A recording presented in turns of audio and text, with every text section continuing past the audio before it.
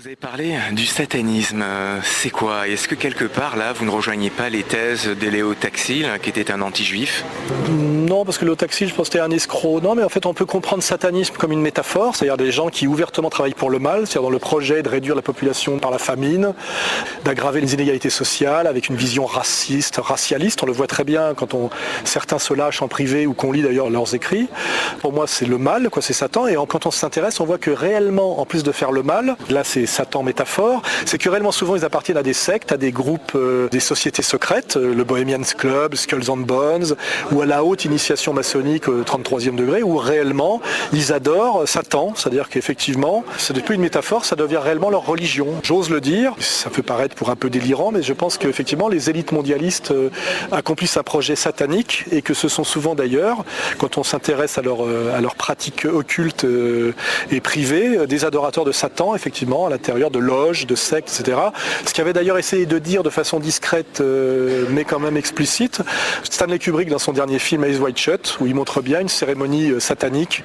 Et je pense que c'était son dernier film, et que c'était quand même un iconoclaste et un diseur de vérité, et qu'il avait voulu montrer dans ce film cette chose qui est montrée pratiquement par personne, mais qui est connue de toutes les élites, que ce soit les élites culturelles ou politiques, qu'il y a réellement du satanisme dans la haute dominance politique.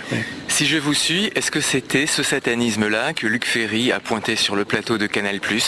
Oui, bien sûr. Une des réalisations du satanisme, c'est notamment la pédophilie criminelle de réseau, effectivement, qui souvent se pratique de l'ordre de messe noire, avec parfois même des sacrifices d'enfants, des viols, etc.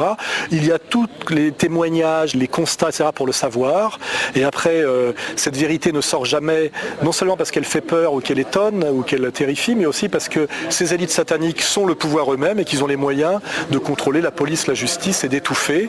Mais quiconque s'intéresse à ces sujets et cherche, notamment grâce à Internet maintenant, et grâce à certains livres qui sont sortis, comme les dossiers de la honte, il y a des livres qui sont sortis chez EPO, aux éditions du Cherche-Midi. C'est comme je le dis, quand on cherche, on trouve tout.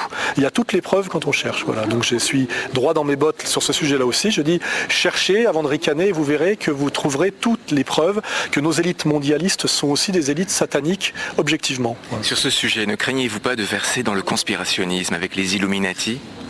Ça ne me gêne pas du tout. Je pense que les élites dominantes ont un projet, sont structurées en réseau. La théorie du complot est un terme vide qui est une espèce d'anathème mais qui ne veut rien dire. Mais il y a effectivement des complots, il y en a toujours eu. Et il y a surtout des projets de domination, c'est-à-dire avec des gens qui ont une vision du monde et un projet organisé en réseau, et qu'effectivement on peut dire que le nouvel ordre mondial est un complot mondialiste d'une petite élite qui a un projet concerté et qui est organisé contre le reste de l'humanité. Effectivement, le nouvel ordre mondial est un complot. Vous ne versez pas dans la paranoïa, Alain Soral?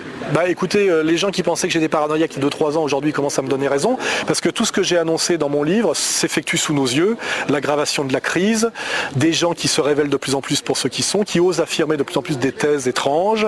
Je crois que ce qui me permet de dire que je ne suis pas paranoïaque, c'est que la réalité me rejoint. Donc à ce moment-là, c'est la réalité elle-même qui est paranoïaque. On dit que vous engueulez avec tout le monde, c'est vrai ou pas? Je m'engueule avec très peu de gens finalement, mais je m'engueule avec des gens qui sont connus ou médiatisés. Je m'engueule avec des gens qui me contre, me combattent, me condamnent, me disqualifient, me discréditent, me diffament. Mais ça fait très peu de gens. Simplement, c'est des gens un peu plus connus que le commun des mortels. Si vous avez assisté à la conférence ce soir, vous remarquerez que je m'engueule avec très peu de gens finalement. D'accord avec l'immense majorité des gens et vice-versa.